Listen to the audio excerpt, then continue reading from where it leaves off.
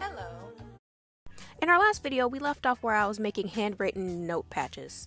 And I definitely believe that we have more than enough to cover this entire jacket. And aside from the patches, I have a variety of multicolored scraps in a scrap bucket that I would like to get rid of. So that will also be something that'll be added to this jacket. And because I have so many patches, I think gluing everything down will be most effective instead of using a whole bunch of pins. However, I will be using pins just for the fine details of the scrap fabric. That way I can still move them around if I don't exactly like where they're placed. And because I used an entire pair of pins for the outer shell of this jacket, I wanted to make use of the pockets that were at the bottom. So I deconstructed them and used them as frames for some of the patches. And because I'm using glue for the patches, I'm using a very strategic method so I can still sew effectively. Now onto my favorite part of this piece, which is my logo cutout and branding. And I haven't used my Cricut machine to cut out fabric in a while, so this is the perfect opportunity to do so. And before I start gluing these down, I absolutely have to make sure that all the letters are in the right place, because I created a text file in Photoshop to where like the letters are curved around my afro, and making sure that initial curve is accurate is very essential. Otherwise my letters will be crooked and everything will be thrown off. I'm definitely adding more to this jacket, but I'm doing that off camera. In the next video we'll be heading to the sewing machine.